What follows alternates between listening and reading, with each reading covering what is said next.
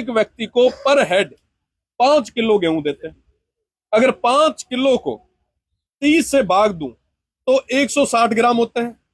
उसको भी अगर आधा करें तो 80 ग्राम एक टाइम का। 80 ग्राम मतलब आप सोचो कि गांव रो आदमी हुए जो 3 टाइम जिम है, गांव में ना जो काम करने वालों आदमी और 3 टाइम जिम है, उहे ना 80 ग्राम दो तो उहे रत का मन लागे तुम दाढ़ में अटक तो हुई।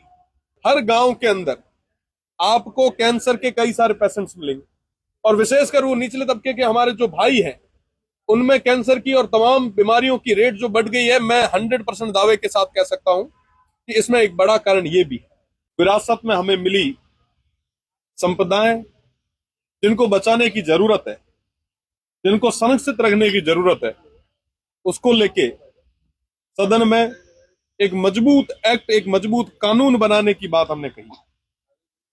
आप देखेंगे कि बाड़मेर, जैसलमेर, बालोतरा, बीकानेर और इस पूरे वेस्टर्न राजस्थान में लाखों की संख्या में, हजारों की संख्या में पेड़ कटे हैं और आने वाले चंद सालों में मुझे लगता है कि जिस तरीके से कटाई चल रही है, अगर ऐसे ही कटाई चलती गई तो एक भी खेजड़ी का जो हमारा राज्य वृक्ष है वो देखने को नहीं मिलेगा। हम राजस्थान से आते हैं, यहाँ पे रामदेव जी हो, चाहे तेजा जी हो, चाहे पनराज जी हो, चाहे पाबू जी हो, चाहे हड़बू जी हो, न जाने कितने सूर और वीर हुए जिन्होंने इस धरा के लिए, इस गऊ के लिए, इस वन के लिए, इस ओरण के लिए, इन पेड़ों के लिए अपनी शहादत दी, बलिदानी दी, कुर्बानी दी। मैं आज मां अमृता देवी जी को याद करूंगा, सिर साठे रुख रहे तो भी सस्तो जान। आज उसी प्रदेश में लाखों पेड़ कट रहे हैं और प्रदेश की सरकारें मौन होके बैठी। आप देखेंगे कि आने वाले 2 तारीख को बीकानेर में पूरे राजस्थान भर के पर्यावरण प्रेमी एक हो रहे हैं, वो मूवमेंट कर रहे हैं। मेरा प्रदेश की सरकार से निवेदन है कि आप जिस तरीके से चल रहे हैं उस तरीके से धीरे धीरे ये संपदा खत्म हो जाएगी।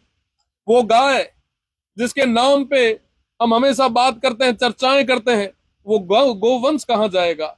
आपने देखा होगा कुछ ही दिन पहले जैसलमेर से कुछ युवा वो ओरण प्रेमी पद यात्रा करते हुए जयपुर तक आ रहे हैं। आज आखिर क्यों जरूरत पड़ी कि वो सारे लोग पद यात्रा करते हुए जयपुर आए? ये संपदा किसकी है? इसको बचाने की जिम्मेदारी किसकी है? कौन जिम्मेदार है? कौन काट रहा है?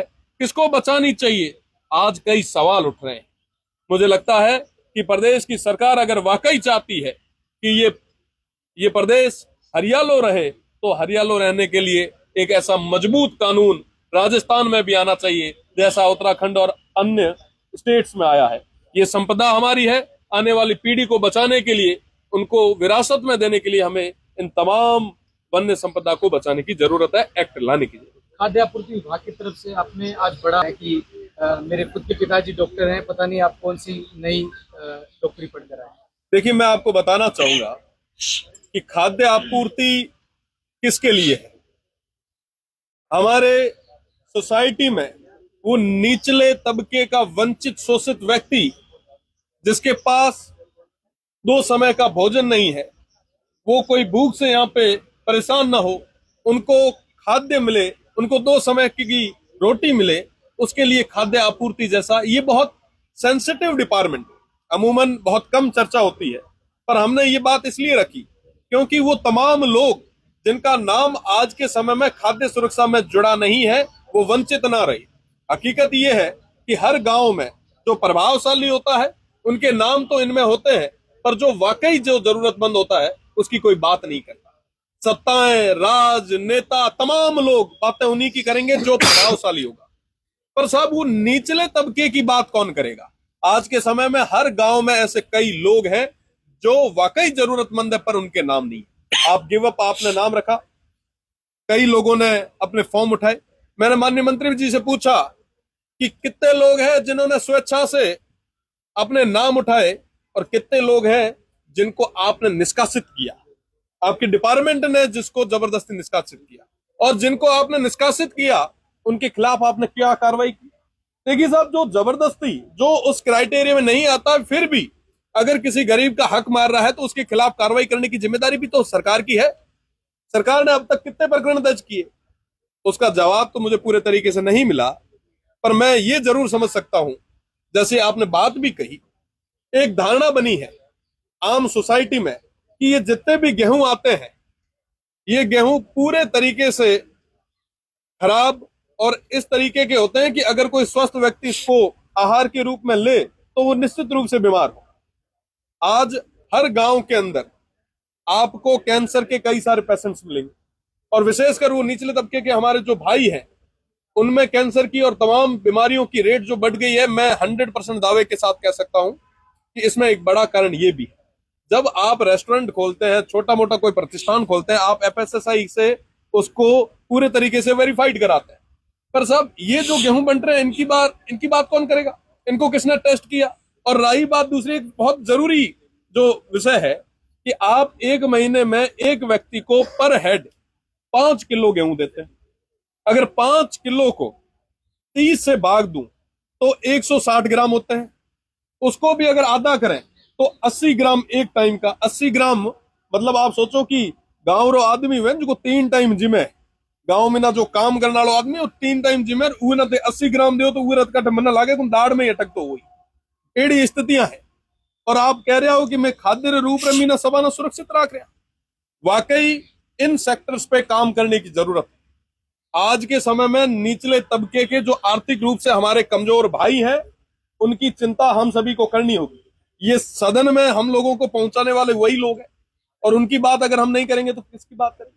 तो ये 2-3 जो महत्वपूर्ण चीजें थी, इनको सदन में रखा भी है, और कल भी कई सारे महत्वपूर्ण विषयों पे निश्चित रूप से चर्चा करवाई जाएगी। ये जोधपुर में साध्वी है प्रेम बाइसा, उसकी सस्ती इतनी बड़ी मौत हो गई, ट्रोल किया गया, क्या कहेंगे? अभी तक कुछ पता नहीं लग रहा है। देखिए, सबसे पहले तो मैं साध्वी प्रेम बाइसा के श्री चरणों में श्रद्धा सुमन अर्पित करता हूं, और जो भी घटनाक्रम हुआ वो काफी दुखद रहा। मारवाड़, जोधपुर वो एक अपनायत का शहर रहा है, वहां पे इस तरीके की घटना हो जानी ये वाकई दुखद है। परिवार को ईश्वर हिम्मत दे, और निश्चित रूप से जांच होनी चाहिए। जो भी तथ्य है वो प्रदेश के सामने, सबके सामने आनी चाहिए। निश्चित रूप से न्याय मिलना चाहिए। ट्रोल किया गया है उसको बहुत ज्यादा, सोशल मीडिया पे इतना ट्रोल किया गया कि देखिए, डिजिटल युग के कई प्लस और माइनस भी, और किसने ट्रोल करवाया, किस तरीके से हुआ, ये पूरा घटनाक्रम जो है वो स्पष्ट जांच होना चाहिए, और समयबद्ध तरीके से जांच होके जो भी आरोपी है उनके खिलाफ कार्रवाई। भविष्य आप किस तरह देखते हैं? जैसे वो मार्कशीट का मामला रहा, पिछले सरकार ने भी मामले को दबाए रखा 4.5 साल तक। बीजेपी कि दोनों ही सरकारों से वर्तमान में युवाओं का भरोसा उठता जा रहा है। पिछली सरकार में तो कोई अगर परीक्षा देने जा रहा था तो हर कोई उससे पूछता था कि भाई पेपर मिला क्या। ये स्थितियां हो गई थी, आम सी चीज हो गई थी पेपर लीक होना। और उसके बाद जब ये गवर्नमेंट आई तो सोचा कि कहीं ना कहीं युवाओं का फ्यूचर जो है वो सिक्योर रहेगा। 2018 के आसपास, लगभग 6-7 साल पहले जो पेपर आउट हुए, ओमार सीट आउट हुई, उनके वही लोग इसी सिस्टम का हिस्सा रहे। हो सकता है कि उन्होंने कई और भी तमाम चीजें की होगी। और जब खेत ही, मतलब जो बाढ़ ही खेत को खाने लग जाएगा तो फिर बचाएगा कौन? पहले तो लगता था कि सब पेपर लीक होके ही तमाम चीजें हो रही थी। आज के समय में तो ओमार सीट ही गायब होने लग गई, तो अब किस पे भरोसा करोगे? तो ये निश्चित रूप से बहुत बड़ा विषय है। प्रदेश की सरकार से मैं कल भी कह चुका हूं कि उनको बड़ा एक सख्त एक्शन लेना चाहिए। आज के समय में दोनों ही सरकारों के बीच में जो युवा है उनका भविष्य जो है वो फुटबॉल की तरह होता गया। दोनों ही खेल रहे हैं, किसी को नहीं पड़ी। हकीकत अगर आप देखें तो इनको कोई मतलब नहीं, कोई फर्क नहीं पड़ रहा। अभी तक कोई मजबूत और सख्त कार्रवाई नहीं हुई। मैं तो प्रदेश की सरकार से निवेदन करना चाहूंगा कि कोई सख्त कार्रवाई करे। अरावली का जो खनन हो रहा है, पिछली बार भी जब ये इश्यू आया था, जब 100 मीटर की जब धारणा चली कि साहब 100 मीटर से नीचे ये नहीं है, तमाम चीजें हैं। अरावली इस प्रदेश की रीढ़ की हड्डी है, इसको बचाना हम सभी की जिम्मेदारी है।